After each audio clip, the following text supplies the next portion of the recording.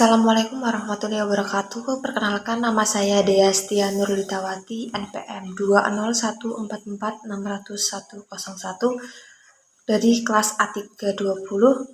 Di sini saya akan mempresentasikan hasil dari pengerjaan bab 1 sampai bab 3 dengan judul Studi Literatur Penerapan Model Realistik Matematik Education RME dalam hasil belajar matematika di sekolah dasar. Langsung saja, yaitu bab 1 tentang pendahuluan. Pertama yaitu ada latar belakang. Latar belakang masalah dilatar belakangi oleh Programme for International Assessment PISA menunjukkan bahwa Indonesia mengalami penurunan dalam bidang matematika. Pada pengukuran Programme for International Assessment PISA pada tahun 2015, nilai matematika mencapai skor 386, namun ketika diukur kembali pada Programme for International Assessment PISA pada tahun 2018, skor matematika turun menjadi 379. Latar belakang yang kedua yaitu dilatar belakangi oleh fakta di lapangan bahwasanya terdapat 51,43% siswa belum mampu mencapai kriteria ketuntasan minimum atau sering disebut KKM dalam mata pembelajaran matematika. Dengan data tersebut, rata-rata hasil belajar siswa dalam mata pelajaran matematika masih di bawah KKM. Untuk selanjutnya yaitu dilatar belakangi oleh model pembelajaran konvensional yang digunakan guru yang dinilai kurang efektif untuk diterapkan oleh siswa, sehingga banyaknya siswa merasa kesulitan dan cepat bosan saat mengikuti pembelajaran matematika. Selanjutnya yaitu latar belakang yang keempat dilatar belakangi oleh pentingnya sebuah model pembelajaran yang tepat untuk meningkatkan hasil belajar matematika di sekolah dasar. Latar belakang yang terakhir itu dilatar belakangi oleh penggunaan model realistik matematika education atau RME. Baik, untuk selanjutnya yaitu ada identifikasi masalah. Dari latar belakang masalah selanjutnya terdapat identifikasi masalah yang dapat diambil, yaitu yang pertama yaitu hasil pengukuran oleh Programme for International Assessment PISA menunjukkan bahwasanya terjadinya penurunan hasil belajar siswa dalam bidang matematika. Yang kedua yaitu banyaknya siswa merasa kesulitan dan bosan saat mengikuti pembelajaran matematika. Yang ketiga yaitu kurangnya minat siswa terhadap mata pembelajaran matematika. Yang keempat yaitu model pembelajaran konvensional yang digunakan guru dinilai kurang efektif untuk diterapkan pada siswa sekolah dasar. Selanjutnya yaitu ada minimnya siswa dalam mencapai kriteria ketuntasan minimum atau sering kita sebut KKM dalam hasil belajar matematika di sekolah dasar. Yang terakhir yaitu ada pembelajaran matematika yang berlandaskan pada kasus real atau nyata yang berfokus dalam mengerjakan diskusi, kolaborasi, argumentasi yang nantinya akan menemukan hasil temuannya sendiri. Sehingga dalam penerapan model RME ini dapat meningkatkan hasil belajar matematika. Baik, selanjutnya yaitu ada batasan masalah. Berdasarkan latar belakang dan identifikasi masalah yang telah dipaparkan sebelumnya, maka peneliti membatasi masalah dengan yaitu penerapan model realistik matematik education RME pada hasil belajar matematika di sekolah dasar. Baik, untuk selanjutnya yaitu ada rumusan masalah.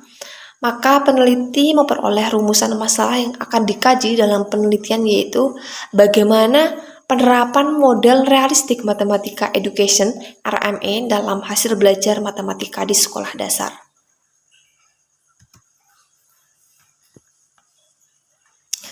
Baik, untuk selanjutnya yaitu ada tujuan penelitian.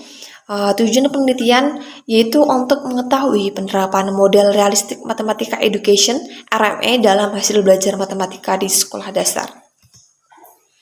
Baik, untuk selanjutnya yaitu ada manfaat penelitian. Manfaat penelitian sendiri ada dua manfaat, yaitu yang pertama ada manfaat teoritis, ada manfaat praktis yang manfaat praktis sendiri terdiri dari tiga, yaitu ada manfaat bagi siswa, manfaat bagi guru, dan manfaat bagi sekolah. Baik, itu manfaat teoritis itu terdapat dua. Yang pertama yaitu dapat memberikan pengembangan pemahaman dan juga pengetahuan dalam bidang model pembelajaran realistik matematika education (RME) di dalam pendidikan matematika. Yang kedua yaitu sebagai bahan referensi untuk mengembangkan model pembelajaran realistik matematika education (RME), terutama dalam upaya meningkatkan hasil belajar siswa. Nah, untuk selanjutnya yaitu ada manfaat praktis. Manfaat praktis bagi siswa yang pertama yaitu dapat memberikan solusi terhadap kesulitan dan kebosanan saat mengikuti pembelajaran matematika. Yang kedua yaitu manfaat bagi guru, yaitu sebagai bahan pertimbangan untuk memilih model pembelajaran yang cocok digunakan itu yang seperti apa. Yang ketiga yaitu bagi sekolah.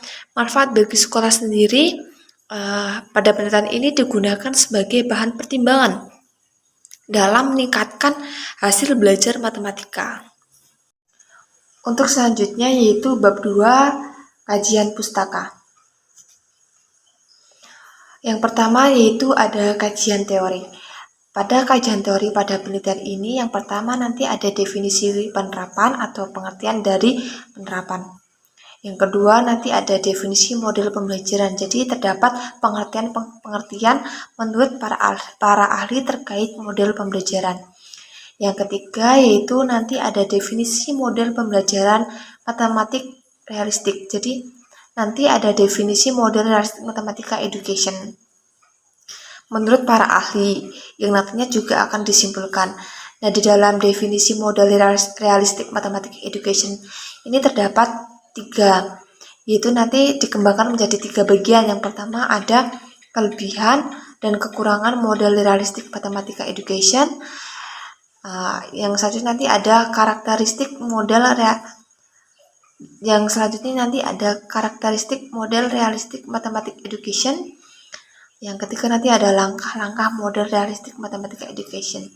Jadi nanti terdapat teori-teori yang berkaitan dengan kelebihan, kekurangan, karakteristik model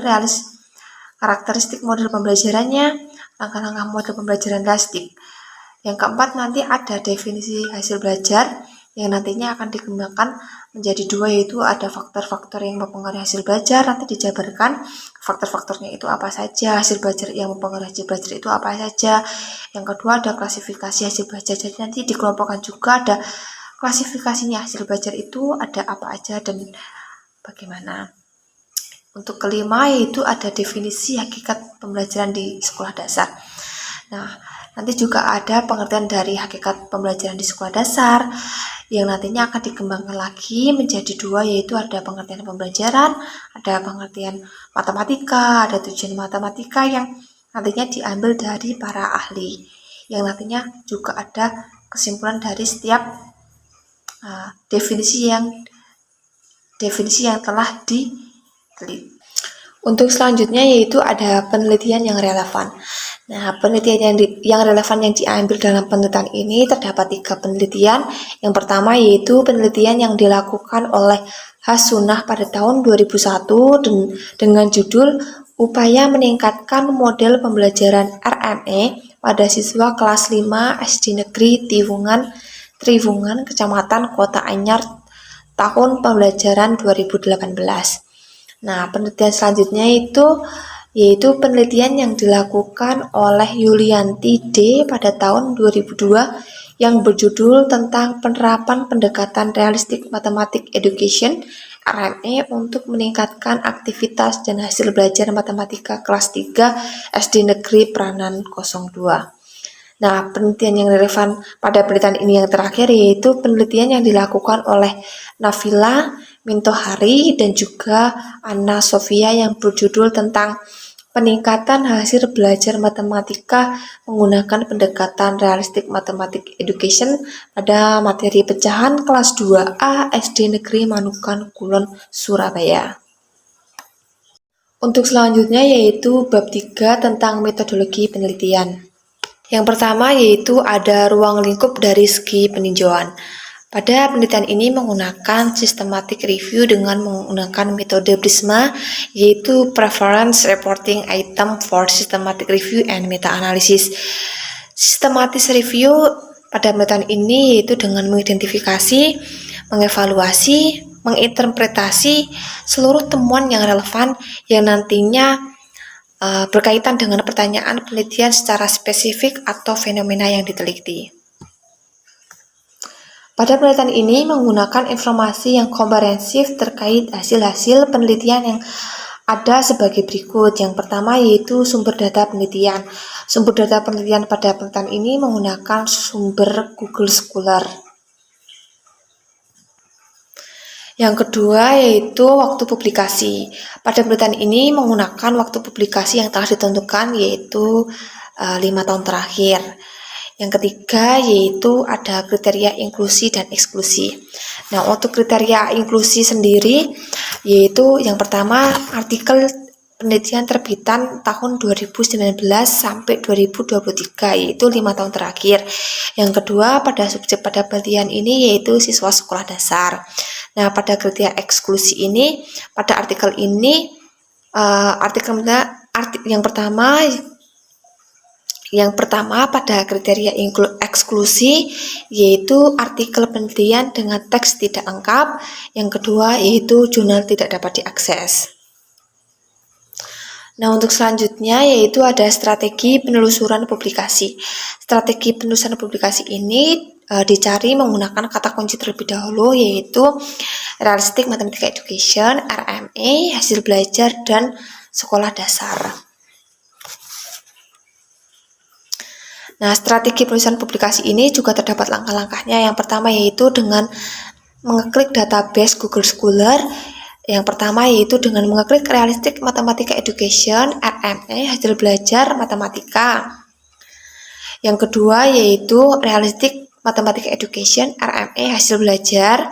Yang ketiga yaitu Realistic Mathematical Education, RME, matematika. Nah, untuk selanjutnya yaitu merangkum dalam tabel ringkasan pustaka. Merangkum dalam tabel ringkasan pustaka ini jurnal ditemukan. Setelah jurnal ditemukan melalui tahapan-tahapan di atas, selanjutnya jurnal diperiksa kecocokannya dengan kriteria inklusi eksklusi dalam melakukan literatur yang telah ditentukan. Setelah dilakukan inklusi dan eksklusi, terdapat 20 jurnal yang telah ditemukan sesuai dengan kriteria yang telah ditentukan. Nah, informasi inti yang dapat diambil dari penelitian meliputi judul, nama peneliti, tahun publikasi, lokasi penelitian, sampel yang digunakan, metode penelitian, dan juga hasil signifikasi yang dicapai.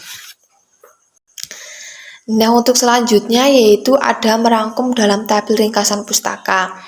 Analisis dilakukan dengan melibatkan proses dengan membedakan elemen-elemen, kemudian mengelompok-kelompokkan berdasarkan kriteria tertentu untuk menemukan makna dan hubungan masing-masing. Jadi nanti pada penelitian ini dilakukan pengelompokan, mana artikel yang sama, mana artikel yang beda. Dan selanjutnya untuk tahap yang terakhir itu nanti dianalisis dan disintesis. Ya, sebelum memaparkan terkait langkah-langkah yang lebih dalam, di sini saya akan memaparkan terlebih dahulu proses pencarian jurnal yang telah saya lakukan. Yang pertama yaitu artikel yang telah teridentifikasi melalui pencarian database dengan kata kunci yang telah saya lakukan dengan Google Scholar itu munculnya berjumlah 970. Nah, untuk selanjutnya artikel tersebut saya saring kembali, saya masukkan ke Excel dan saya cari jumlah artikel terduplikasi itu berjumlah 20. Sehingga artikel yang tersaring itu tersisa jumlah 950 artikel. Lalu artikel yang berjumlah 950 artikel tersebut saya keluarkan saya keluarkan artikel berjumlah 825 artikel dikarenakan yang pertama yaitu tidak dapat diakses, yang kedua yaitu tidak full text, yang ketiga yaitu tidak free access, yang keempat tidak sesuai judul. Nah, setelah artikel yang dikeluarkan berjumlah 825 artikel tersisa 125 yang dinilai layak. Selanjutnya, artikel tersebut dikeluarkan kembali berjumlah 91. Artikel yang dikeluarkan itu dikarenakan yang pertama variabel tidak sesuai, yang kedua yaitu analisis data tidak sesuai. Nah, setelah dikeluarkan 91 artikel, sehingga artikel yang dapat dianalisa itu berjumlah 20 artikel. Untuk selanjutnya yaitu langkah-langkah penelitian. Nah, langkah-langkah penelitian pada penelitian ini terdapat 4, yaitu yang pertama nanti ada identifikasi, yang kedua ada proses screening, yang ketiga ada eligibility, yang keempat ada include. Langkah-langkah pada penelitian ini yaitu yang pertama tadi identifikasi, yaitu disimpulkan bahwasanya proses identifikasi tersebut dilakukan melalui kata kunci yang telah ditentukan. Dengan kata kunci yang telah ditentukan pada penelitian saya dilakukan menggunakan kata kunci Realistic Mathematical Education (RME), hasil belajar dan juga matematika. Nah, ketika sudah diidentifikasi, kemudian artikel yang telah saya klik di database tersebut masuk di tahap screening, yaitu pada tahap screening yaitu topik pada penelitian ini dicari dengan kriteria seperti jurnal yang tidak dapat diakses itu berapa, jurnal full text itu berapa, dan jurnal yang tidak sesuai judul itu berapa. Nah, jika sudah dapat dan sudah tersaring, untuk selanjutnya artikel disaring kembali dengan eligibility. Nah, namun di sini pada penelitian ini, eligibility ini juga melibatkan dosen validator untuk menilai apakah artikel yang saya akan teliti itu layak atau tidak, seperti itu. Nah, untuk selanjutnya yaitu ada include, nanti proses penyimpulan dari artikel yang telah terkumpul dan telah diproses screening kan. Mungkin itu saja presentasi dari saya, kurang lebihnya saya mohon maaf. Wassalamualaikum warahmatullahi wabarakatuh.